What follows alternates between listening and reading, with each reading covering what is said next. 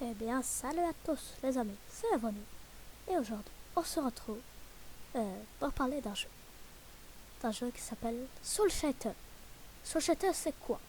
Shater, c'est un jeu sur Roblox. Où il faut faire... il faut se battre. Parce qu'on aime se battre. N'est-ce pas? Il faut taper, clic gauche. Voilà, enfin bref. Et avec des personnages d'Undertale. Du coup, c'est très cool. C'est très sympathique, vous allez me dire.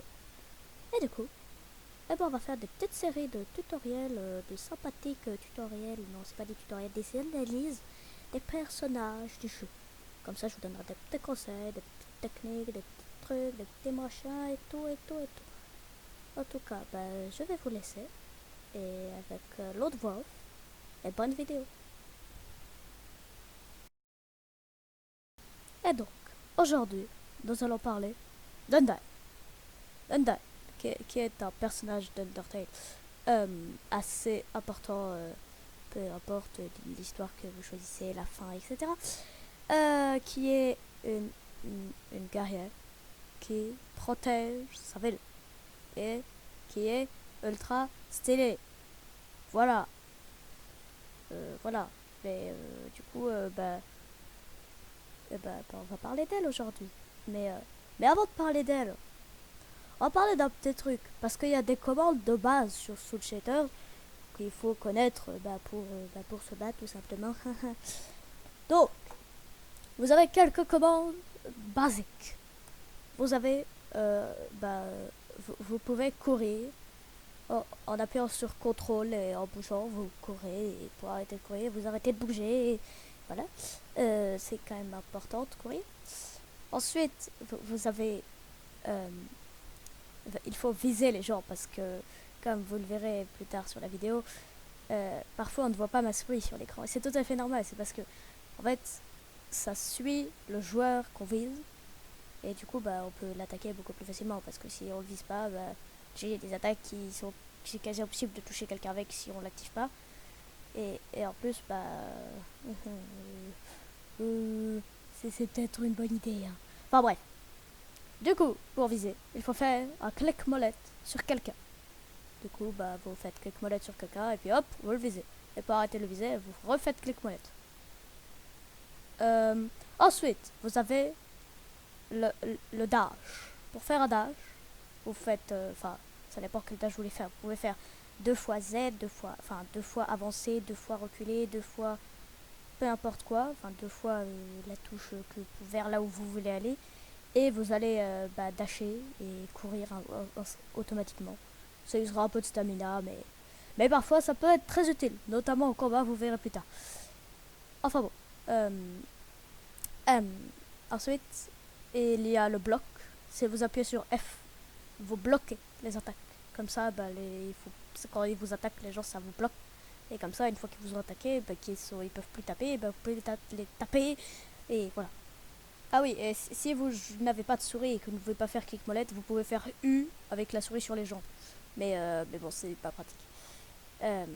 Ensuite, en fait, il n'y a pas d'ensuite parce que c'est déjà largement suffisant. Enfin, si, vous pouvez taper avec clic gauche plusieurs fois. Il faut cliquer comme dans Minecraft, il faut cliquer mieux en vain. Et voilà, c'est tout ce que j'ai à dire. Après, nous avons les commandes d'attaque. C'est-à-dire que pour faire des attaques, il faudra cliquer sur en haut de votre clavier 1, 2, 3, 4, enfin les chiffres quoi. Mais ça, on en reparlera plus tard. Du coup, on va passer aux attaques de taille. C'est parti. Du coup, nous avons la première attaque. C'est-à-dire, il faut appuyer sur le 1 de votre clavier. Et cette attaque, c'est qu'on lance une lance sur l'ennemi. Et lui aussi, il en lance une si c'est lui qui... Enfin bref, c'est un lancer de lance. Et quand vous faites ça, si vous le touchez avec, il se fait projeter en arrière et voilà. Ensuite, vous avez la deuxième attaque où ça fait des lances qui sortent du sol et ça fait des dégâts mais que si on bouge. Enfin, c'est un peu chelou, ça fait pas vraiment des dégâts tout le temps. Enfin bref, c'est des lances qui sortent du sol et qui font mal si ça fait des dégâts. Et du coup, bah, ça peut être utile à des moments. Ensuite, vous avez l'attaque 3. L'attaque 3, c'est que vous sautez très haut et que vous venez sur l'ennemi en le tapant. Et ça fait une explosion qui l'étourdit et qui fait mal. Et c'est ultra stylé. Voilà. Oui, voilà. C'est la troisième attaque. Ensuite, vous avez la quatrième attaque. La quatrième attaque, c'est que vous faites apparaître des magnifiques lances derrière vous. Que vous les lancez. Et que du coup, ça fait mal. Et c'est beau. Et c'est bien. Voilà, c'est tout ce que j'ai à dire. Ensuite, nous entrons dans la partie intéressante de la veine. C'est que si vous avez le malheur de mourir malgré tout ça, eh bien, vous ne mourirez pas. Vous allez blablater pendant absolument 1000 ans. Et puis après, si les gens qui vous ont tué ont le malheur de rester à côté de vous, eh ben, ils se prendront une explosion. Et ça ne s'arrête pas là. Parce qu'une fois que vous passez en deuxième phase, vous obtenez 3 nouvelles attaques. Et on va voir ça juste après. Juste tout de suite. Voilà. Du coup, quand vous passez en phase 2, vous débloquez l'attaque 5, l'attaque 6 et l'attaque 7. Donc l'attaque 5, elle est très simple. C'est que vous courez sur l'ennemi et que du coup vous pouvez le faire un petit combo de coups de poing et voilà. Et du coup, ben, vous faites tout. Et pour info, ça peut traverser quasiment toute la map. Du coup, si se barre à l'autre bout de la map, vous pouvez quasiment le rattraper juste avec cette attaque. Voilà. C'est que c'est bien. Ça peut le prendre par surprise et vous arriverez sûrement derrière lui. Et il ne peut s'attendre à rien et se prendre des coups et voilà. Ensuite, vous avez l'attaque 6. Alors elle, c'est une de mes préférées, elle est très sympathique. En gros, imaginez-vous, l'ennemi est à côté de vous et il va vous frapper. Mais si vous avez la chance de faire 6 juste avant qu'il vous tape, il va y avoir une lumière bleue autour de vous. Et si elle vous tape pendant que vous avez de la lumière bleue, à la place de que ça vous repousse et tout, et ben c'est lui qui va se faire repousser hyper loin. Du coup, et ben vous pouvez utiliser ça au dernier moment comme ça. Et ben il se dit je vais le taper. Et en fait, non, vous aviez tout prévu. Voilà. Du coup, je trouve ça extrêmement sympathique et très utile. Mais évidemment, nous avons encore quelque chose d'autre après. L'attaque 7. Mais nous allons parler de ça juste après. Donc, l'attaque 7. Ça ressemble un peu à l'attaque 3 au début. Mais c'est la justice de la chose. En gros, vous sautez. Je vous dites, ben ouais, mais c'est l'attaque 3. Non, vous sautez. Et puis là, vous allez rester en l'air. Vous allez prendre une lance qui va devenir toute rouge. Et vous allez dire, Is the spear of justice. Et vous allez la lancer sur l'ennemi. Et ça va faire une explosion rouge du futur et tout. Et ça fait extrêmement de dégâts. Énormément de dégâts si on reste dedans. Donc ça peut être extrêmement utile et extrêmement puissant. Du coup, si vous le faites au bon moment, c'est vraiment bien. Par contre, ça met très longtemps à se recharger, donc faites attention à ça. Bah en fait, on a fait un peu le tour de tout là. J'ai dit toutes les attaques, j'ai dit toutes les attaques. Ensuite, sinon, Undyne a une très très bonne défense pour résister quasiment à toutes les attaques, enfin, sauf les attaques qui one-shot évidemment. Mais franchement, c'est un très bon personnage pour débuter le jeu. Franchement, j'ai rien à redire sur lui. Il faut pas être très très fort pour jouer ce personnage. En soi, bon, il faut quand même savoir un peu gérer le jeu, mais franchement, c'est un personnage très conseillé si vous débutez le jeu et voilà, tout simplement.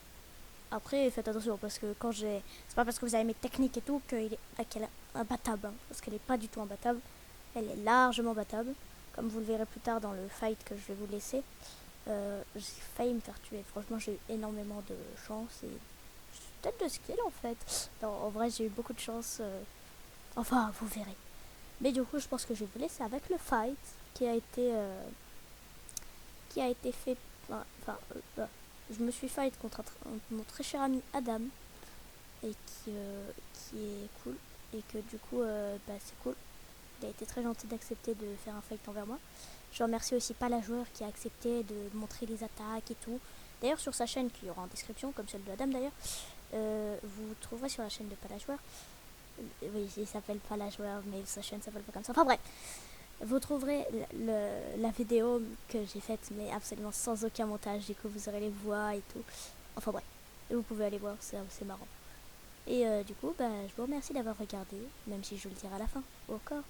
Mais je vous laisse avec ce petit fight, avec un petit peu de musique. Et voilà. On se revoit après le fight.